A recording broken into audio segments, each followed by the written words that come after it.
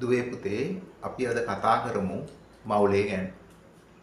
මුලින්ම කතා කරමු පරමාණු මවුලයක් කියන්නේ මොකක්ද කියලා. ඔබ දන්නවා සෑම මූලද්‍රව්‍ය පරමාණුවකටම සාපේක්ෂ පරමාණුක ස්කන්ධයක් තිබෙනවා.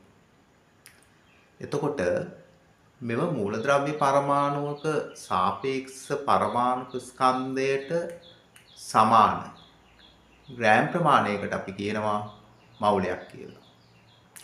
කියන්නේ මූලද්‍රව්‍ය පරමාණුවක සාපේක්ෂ පරමාණුක ස්කන්ධයට සමාන ග්‍රෑම් ප්‍රමාණයක් අපි හඳුනනවා මවුලයක් කියලා. මෙය පරමාණු මවුලයක් විදිහටත් හඳුන්වන්නට පුළුවන්. අපි උදාහරණ කිහිපයක් ගැන කතා කරමු. මැග්නීසියම් වල සාපේක්ෂ පරමාණුක ස්කන්ධය 24යි. අපි මැග්නීසියම් ග්‍රෑම් 24ක් ගත්තොත් එතන තියෙනවා මවුල එකක්. දෙවෙනි උදාහරණය බලන්න. කාබන් වල සාපේක්ෂ පරමාණුක ස්කන්ධය 12යි. අපෙන් අහනවා කාබන් ග්‍රෑම් 6ක තියෙන මවුල සංඛ්‍යාව කොපමණද කියලා. එතකොට ඔබ දන්නවා කාබන් ග්‍රෑම් 12ක් කියන්නේ මවුල එකක්. එහෙමනම් කාබන් ග්‍රෑම් 6ක මවුල ගණන හොයන්න මොකද කරන්නේ? කාබන් ග්‍රෑම් 12ක් කියන්නේ මවුල එකක් නම් 6ක් කියන්නේ කොච්චරද කියලා බලනවා. එතකොට අපි මොකද කරන්නේ? මේ 6 12න් බෙදනවා. එතකොට මවුල 0.5යි. එහෙමත් නැත්නම් මවුල භාගයයි. අපි තව උදාහරණයකට යමු. හයිඩ්‍රජන් ග්‍රෑම් 3ක මවුල ගණන සොයන්න. එතකොට හයිඩ්‍රජන් වල සාපේක්ෂ පරමාණුක ස්කන්ධය 1යි.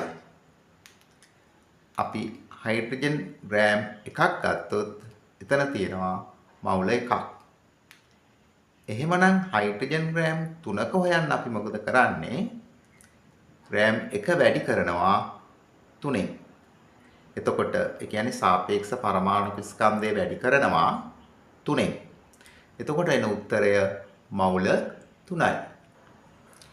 දුවේ පුතේ දැන් අපි බලමු අණු මවුලයක් කියන්නේ මොකක්ද කියලා.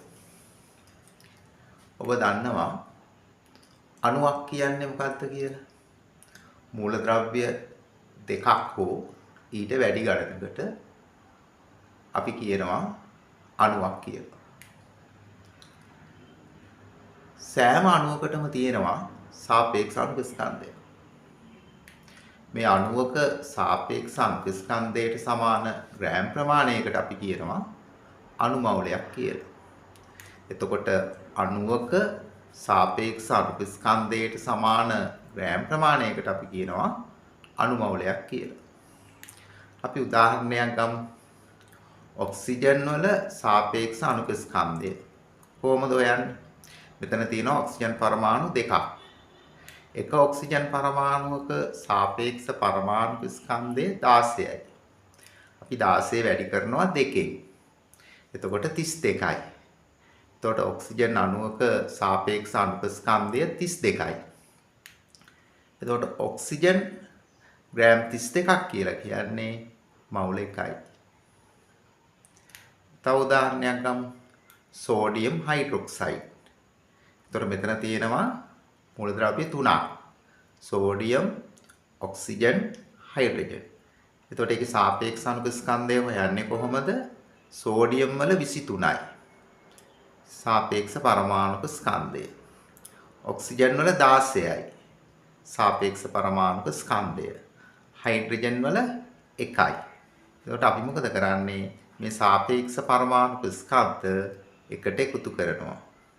එතකොට 40යි. දැන් සෝඩියම් හයිඩ්‍රොක්සයිඩ් ග්‍රෑම් 40ක් කියන්නේ මවුල එකක්. ඔයාලගෙන් අහනවා සෝඩියම් හයිඩ්‍රොක්සයිඩ් ග්‍රෑම් 80ක් කියන්නේ මවුල කොච්චරද කියලා.